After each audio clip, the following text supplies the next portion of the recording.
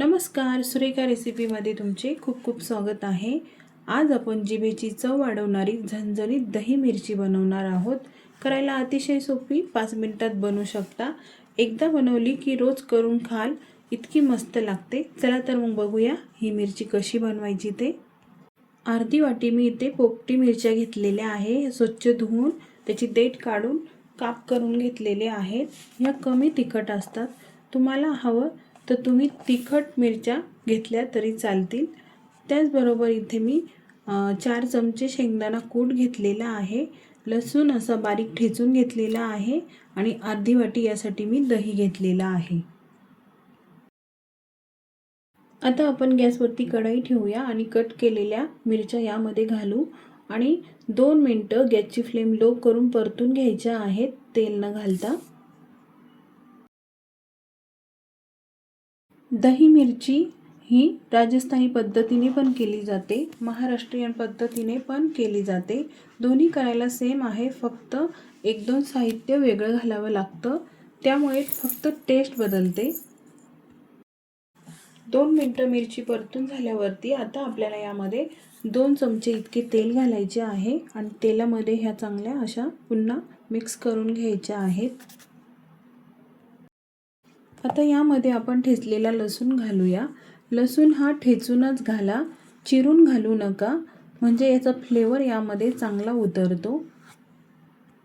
लसूण घातल्यावरती पण आपल्याला हे 2 मिनिटं चांगलं परतून घ्यायचं आहे लो फ्लेमवरती। ठेचा तर तुम्ही नेहमीच खाता, पण काही वेगळं खायचं असेल तर ही रेसिपी एकदा नक्की बनवा। लसूण आणि मिरची मस्त खमंग असं परतून झालंय, मस्त खमंग वास सुटलेला आहे। आता आपल्याला यामध्ये घालायचा आहे शेंगदाणा कूट। कूट असा जाडसर कूट करून घालायचा, खूप जास्त बारीक कूट करायचा नाही, नाहीतर गुळगुळीत होतो। थोडा वेळसाठी आपण हे सुद्धा परतून घेणार आहोत। आता आपल्याला यामध्ये दही घालायचं आहे। मी इथे अर्धी वाटी मिरचीसाठी अर्धी वाटी दही घेतलेला आहे। दही तुम्ही तुमच्या आवडीनुसार कमी जास्त यामध्ये घालू शकता। आता हे सुद्धा आपल्याला लो फ्लेमवरती मस्त परतून घ्यायचं आहे। तुम्हाला भाजी बनवायचा कंटाळा आला असेल किंवा भाजीला काही शिल्लक नसेल, त्यावेळेस अगदी 5 मिनिटांमध्ये ही चटणी तुम्ही बनवू शकता।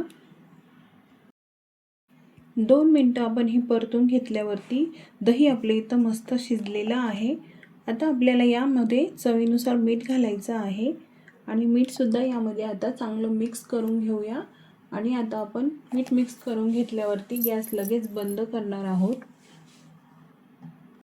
तर इथे आपली झणझणीत आणि कमी वेळेत तयार होणारी ही दही मिरची तयार झालेली आहे। आता ही आपण प्लेटमध्ये काढून घेऊया।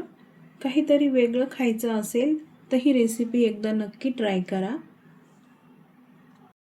काहीतरी वेगळं खायचं असेल तर ही रेसिपी नक्की ट्राय करा आणि घरच्या आणि कमी साहित्यामध्ये ही रेसिपी तयार होते।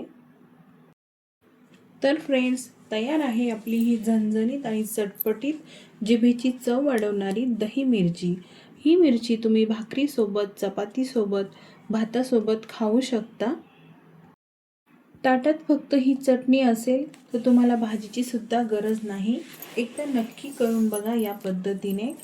रेसिपी थोडी जरी आवडली तर लाईक करायला विसरू नका। सोबतच बेल आयकॉनला क्लिक करा, माझ्या सर्व रेसिपीज तुम्हाला बघायला मिळतील।